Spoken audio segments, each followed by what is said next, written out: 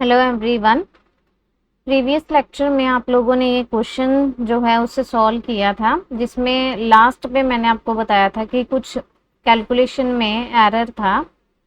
ठीक है, तो वो एरर पहले डिस्कस करते हैं फिर आगे बढ़ेंगे।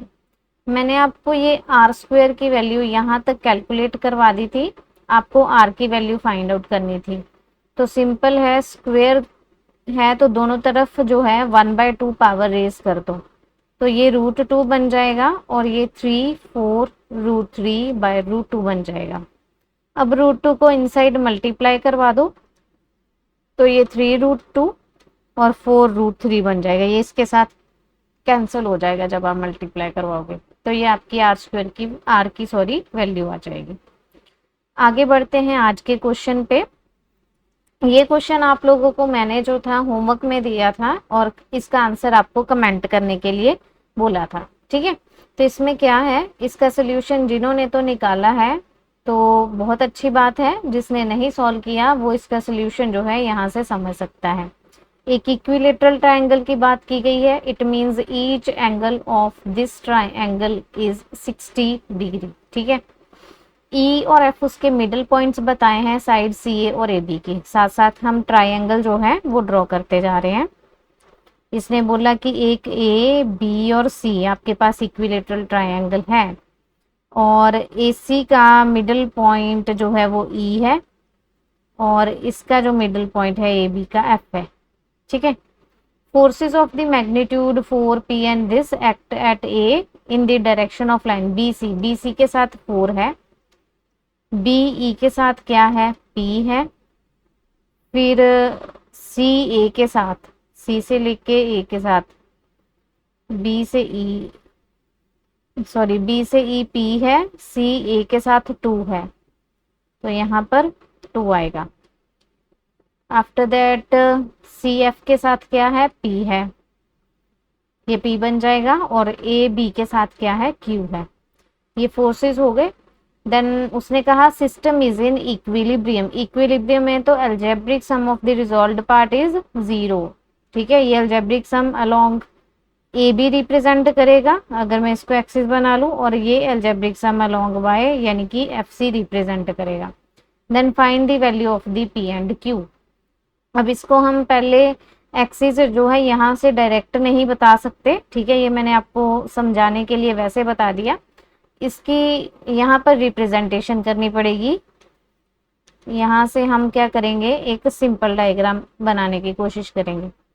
तो आपके पास क्या है, ए बी की तरफ क्यू फोर्स है। ठीक है, अब अगर मैं इसको एक्सटेंड कर लूँ और देखूं कि ये सी बी इसके साथ कितना एंगल बना रहा है, तो ये एंगल कितना आएगा, क्योंकि हमारे पास ये ट्रायंगल क्या है, इक्विलेटरल ट्रायंगल है, तो ईच इंटीरियर एंगल कितना हो जाएगा, 60 डिग्री का। तो ये 60 होगा, ये 60 है तो लीनियर पेयर 180 में से 60 माइनस करेंगे तो ये बच जाएगा आपके पास 120।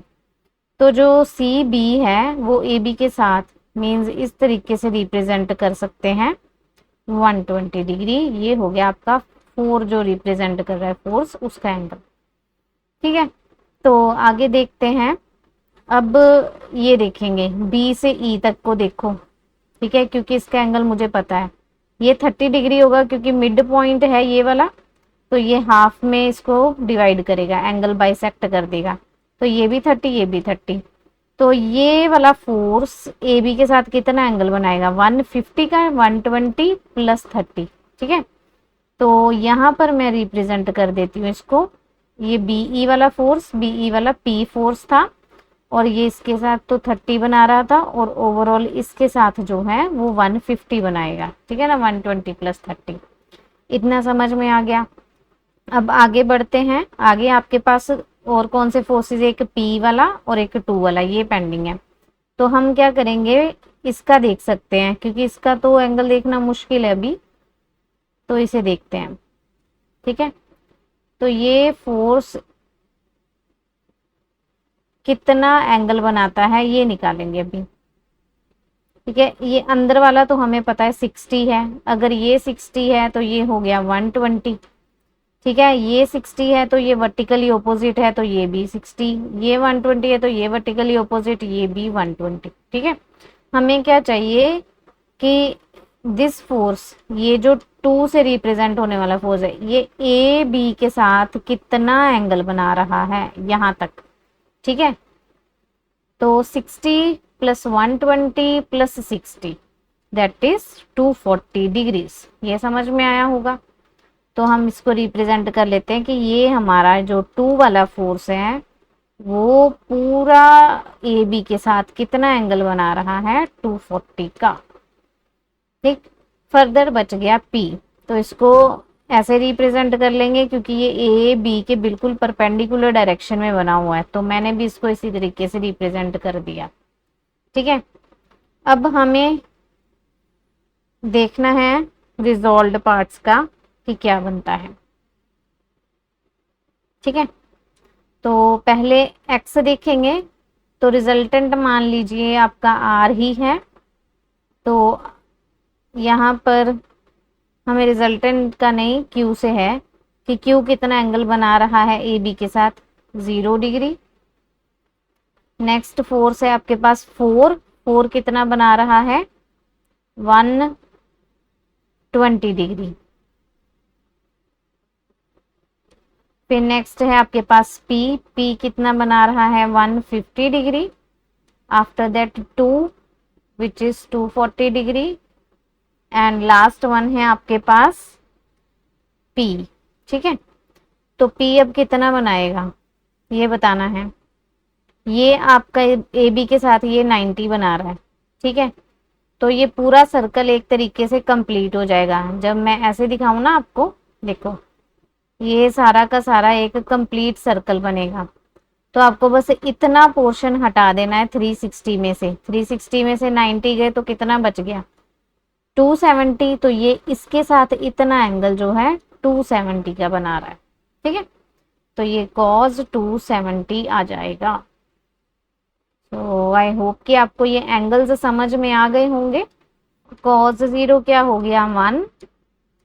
cos 120 हो गया -1/2। ठीक है, ये आ गया माइनस का √3/2, और ये आ गया 1/2, और cos 270 दैट इज 0। ठीक है, तो यहाँ से आपके पास वैल्यूज क्या बन गई, ये माइनस का 2 आ जाएगा, -√3p/2 आ गया, और +1 आ गया। तो अगर मैं कहूँ x equals to 0, just a moment, यहाँ पर आपकी वैल्यू -1/2। ठीक है, तो ये आपका -1 आएगी। तो आप कह सकते हैं कि q -√3p/2 -3। ठीक है, इतनी वैल्यू आ गई। अब सिमिलरली अगर मैं y का कंपोनेंट देखूं तो q sin 0, ठीक है, +4 sin 120 plus p sin 150। Cos की जगह पे जस्ट साइन चेंज कर रही हूँ। ठीक है,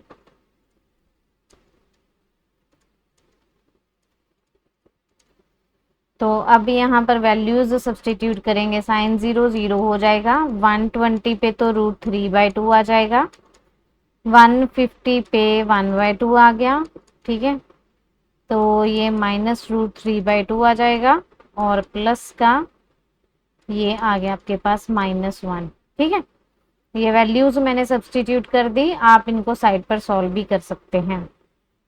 तो ये आ गया 2√3 p/2 -√3 -p। ठीक है, अब क्योंकि इक्विलिब्रियम में है तो x इक्वल्स टू 0 और y इक्वल्स टू 0 होगा। तो यहाँ से आपके पास जो है q -√3p/2 -3 इक्वल्स टू 0 आ जाएगा, और एक आपके पास आ गया √3 -p/2 इक्वल्स टू 0। ठीक है ना, इसको मैंने सॉल्व कर दिया।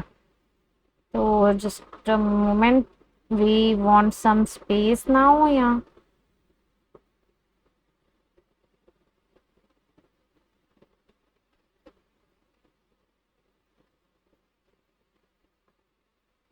ओके, तो यहाँ से आपके पास पी की वैल्यू जो है वो आ जाएगी, दैट इज √2√3। ठीक है, तो यहाँ पर p की वैल्यू सब्सटीट्यूट कर देते हैं, that is 2 × √3/2 - 3 = 0। This is cancelled and -3 और q आपके पास आ गया 6। ठीक है, तो ये p की वैल्यू आ गई और ये आपके पास आ गई q की वैल्यू। ठीक है, इस तरीके से आप p और q की वैल्यू जो है वो फाइंड आउट कर सकते हैं। तो ये वैल्यूज आपको जस्ट सॉल्व करनी है और कुछ नहीं करना। देखने में आपको टिपिकल लग रहा होगा लेकिन इतना कॉम्प्लिकेटेड है नहीं, एक बार एंगल्स निकालने की बात है। ठीक है, नेक्स्ट आज एक नया कंसेप्ट सीखेंगे और इसके बेसिस पर हम क्वेश्चन करेंगे। तो फर्स्ट वन आपके पास टेंशन है, इसको देख के टेंशन नहीं लेनी। ठीक है, ये एक टाइप का फोर्स है जिसे हम आज पढ़ेंगे। तो देखिए क्या है कि if we tie one end of a string to any point of a body, एक आपके पास स्ट्रिंग है, आपने उसे किसी भी ऑब्जेक्ट के साथ टाई कर दिया and pull at the other end of the string, दूसरी एंड से आप उसको पुल कर रहे हो। एक तरफ ये बीम है, इसके साथ आपने इसको टाई कर दिया हुआ है, बांधा हुआ है। ठीक है, दूसरी तरफ आपके पास ये वेट है, इसकी वजह से आप इसको पुल करते जा रहे हो। ठीक है, a force pull is exerted on the body is called the tension. ठीक है, अब होता क्या है इसमें कि आपने क्या करना है कि जैसे वेट है, वेट इसको नीचे की ओर पुल कर रहा है, लेकिन इसकी ऑपोजिट डायरेक्शन में इसकी वजह से ये जो फोर्स लग रहा है ना, क्योंकि ऑब्जेक्ट क्या है, स्ट्रिंग है, स्ट्रिंग के केस में हम इस फोर्स या पुल को क्या कहते हैं, टेंशन कहते हैं। ठीक है, इसको टी से रिप्रेजेंट किया जाता है। अब ऊपर क्या है, बीम है। ठीक है, बीम ने इसको जो है पकड़ा हुआ है, एक तरीके से टाइटली इसको बाउंड कर रखा है। ठीक है, ये एक तरीके से स्ट्रिंग को अपनी ओर खींच के रख रही है और वेट जो है वो अपनी ओर खींचता जा रहा है। क्योंकि ये अपनी ओर खींच रही है तो इसके ऑपोजिट में क्या होगा, एक टेंशन इसकी वजह से भी लगेगा। ठीक है, तो मान लो जैसे आपके पास एक स्ट्रिंग अटैच है कहीं पर, मैंने एक वेट रख दिया, ये 2 kg का है, ये 3 kg का है। अब इस वेट की वजह से इस पोर्शन में जो टेंशन लगेगी वो 1 लगेगी T1, तो इस वेट की वजह से यहाँ पर टेंशन जो है वो T2 लगेगी। ठीक है, इस तरीके से बदल जाएगी। तो अब कहाँ पर सेम लगेगी टेंशन वो देखते हैं। कहता है द स्ट्रिंग इज लाइट, अगर लाइट स्ट्रिंग है कोई, उसका वेट जो है वो नेग्लिजिबल है, जिसे आप निग्लेक्ट कर सकते हो, then the force exerted by the string is the same, तो तब टेंशन जो है थ्रू आउट जो है लेंथ पे वो सेम ही लगेगी। ठीक है, कोई निग्लिजिबल लेंथ का आपके पास स्ट्रिंग है, ठीक है, उसके साथ कोई भी वेट अटैच है, तो टेंशन जो है वो सेम ही लगेगी, तब डिफरेंट नहीं लगेगी। ठीक है, it x in the direction diverging out of the body, means opposite direction में लगेगी, जिधर आप पुल कर रहे हो उससे ऑपोजिट डायरेक्शन में आप एरो से रिप्रेजेंट करेंगे। फिर इसके बाद आ जाता है थर्स्ट, इसमें कोई डिफरेंस नहीं है, इसमें सिर्फ ऑब्जेक्ट आपका चेंज है, दैट इज रोड। ठीक है, जब रोड का केस आ जाए तो तब आप उसको क्या करते हो, पुश करते हो, उसमें पुल करते हो। ठीक है, इसमें हम पुश कर रहे हैं। ठीक है, जैसे ये आपकी रोड है तो एक तरफ से ये पुश कर रहा है, एक तरफ से ये पुश कर रहा है। ठीक है, दोनों पुश कर रहे हैं, it acts in a direction converging to the, जिस तरफ बॉडी कन्वर्ज हो रही है, इकट्ठी हो रही है, सिकुड़ रही है, उस तरफ ये थर्स्ट जो है वो एक्ट करेगी। ठीक है, तो ये आपको रिप्रेजेंट करके दिया है, इसकी वजह से यहाँ पर और इसकी वजह से यहाँ पर। ठीक है, तो इसे थर्स्ट कहते हैं। तो हम जो है ये जब क्वेश्चंस में करेंगे तो और भी ज़्यादा क्लैरिटी आएगी। अभी तो आपके माइंड में सिंपल एक डेफिनेशन जाएगी कि जब स्ट्रिंग का केस है तो तब हम उस केस में टेंशन की बात करते हैं, जब रोड का केस है तो उस केस में हम थर्स्ट की बात करते हैं। ठीक है, स्ट्रिंग के केस में हम जो है पुल का फोर्स यूज कर रहे हैं, ऑब्वियस है, और रोड के केस में हम रोड को जो है पुश का जो फोर्स यूज कर रहे हैं। तो ये भी एक ऑब्वियस सी बात है, इसमें कुछ ज़्यादा डिटेल में बताने वाली बात नहीं है। कोशिश करेंगे कि आगे के क्वेश्चंस में आपको और भी ज़्यादा इसकी क्लैरिटी हो जाए। ठीक है, चलिए इसके बेस पर पहले एक क्वेश्चन करते हैं, समझते हैं। कहता ए स्ट्रिंग इज टाइड, एक आपके पास ये स्ट्रिंग है, is tied to 2 points at the same level, same level पर 2 पॉइंट्स हैं, ठीक है। मान लो कुछ ऐसे पॉइंट्स हैं 2 लेवल पर ए और बी, इसके साथ उसने एक स्ट्रिंग को टाई कर रखा है, ये मैंने एक स्ट्रिंग बना दिया, ठीक है। With a smooth ring of W के जी वेट, एक रिंग है इसके ऊपर डब्ल्यू के जी वेट की, ठीक है, क्योंकि रिंग है तो उसका वेट डाउनवर्ड एक्ट करेगा। Which can slide freely along the string, ये इधर उधर घूम सकती है। Is pulled bye A horizontal force P के जी वेट, ये रिंग को पुल कौन कर रहा है, एक हॉरिजॉन्टल फोर्स पी के जी वेट का। If in the position of equilibrium, ये इंपॉर्टेंट है कि पोजीशन ऑफ इक्विलिब्रियम है, the portion of the string are inclined at the angles 60 and 30 to the horizontal.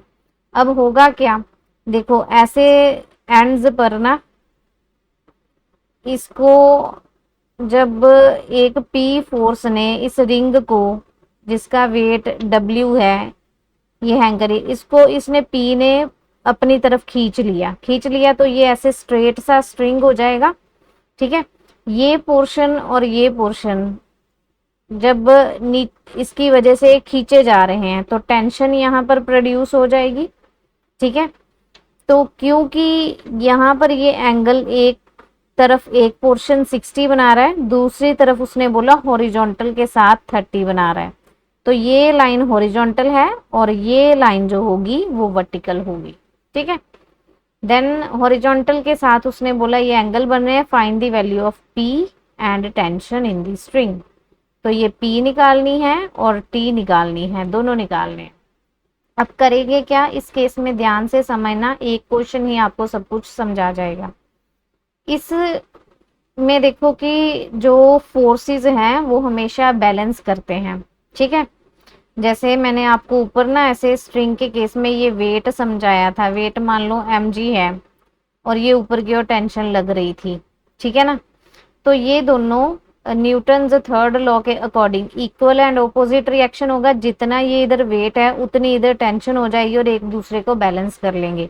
Balance करने का क्या मतलब है कि ये T और mg इक्वल होंगे, है ना, यानी कि T minus mg equals to 0 हो जाएगा, कि ये दोनों ऑपोजिट में ऐसे हम माइनस में करके इक्वल्स टू 0 लिख सकते हैं, ठीक है। सेम यहीं पर अप्लाई करेंगे। अब आपने देखना है पहले तो हॉरिजॉन्टली कंपोनेंट्स को हम देख लेते हैं। तो पहले T का अगर मैं हॉरिजॉन्टल कंपोनेंट देखूं तो यहाँ पर क्या बनेगा, T cos 60 डिग्री, ठीक है। इस तरफ के फोर्सेस देख लेते हैं, और प्लस एक और फोर्स कौन सा है इसमें, ये P फोर्स है, ठीक है।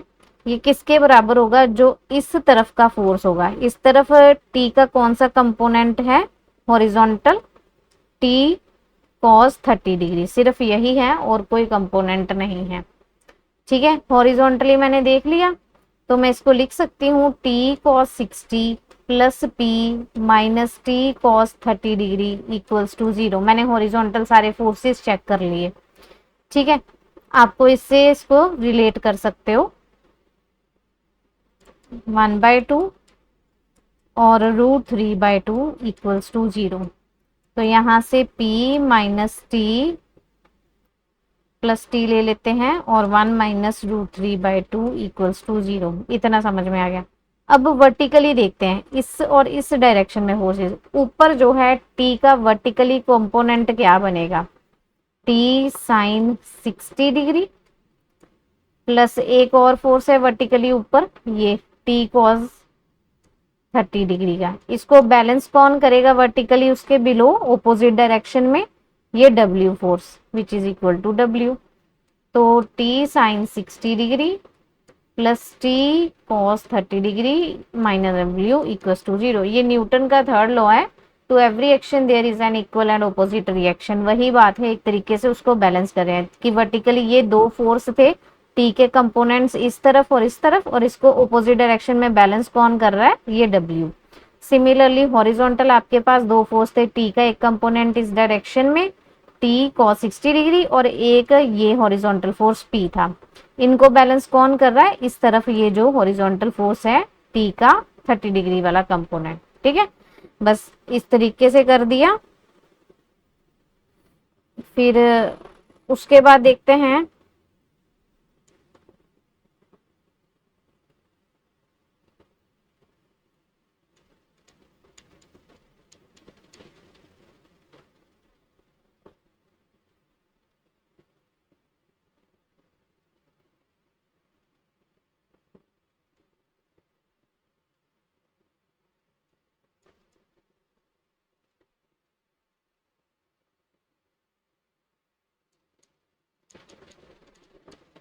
ठीक है, ये √3t minus W equals to 0 आ गया।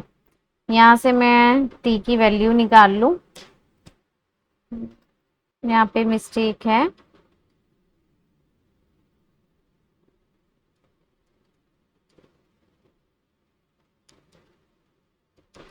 ये 1/2 आ जाएगा।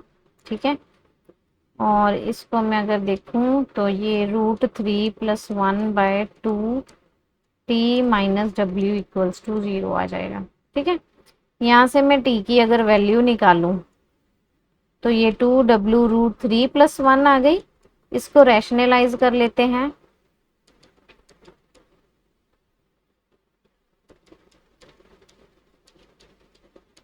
इतनी आ गई। ठीक है, और ये t की वैल्यू जो है अगर मैं इसमें सब्सटीट्यूट कर दूं, p + √3 - 1w, इसके साथ 1 - √3/2 इक्वल्स टू 0। ठीक है, तो ये माइनस का हो गया, w इसको मैंने रिवर्स कर दिया तो माइनस का हो गया, ये बन गया √3 - 1 का होल स्क्वायर बाय 2। ठीक है, p - w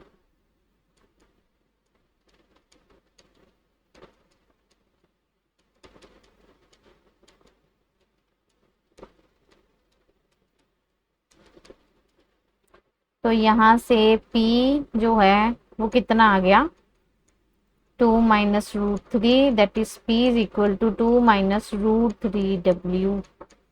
ठीक है, ये वैल्यू आ गई आपके पास p की, और ये आ गई आपके पास t की। ठीक है, इस तरीके से आपको इस क्वेश्चन को क्या है, सॉल्व करना है। Okay, so thank you very much, मिलते हैं नेक्स्ट क्लास में।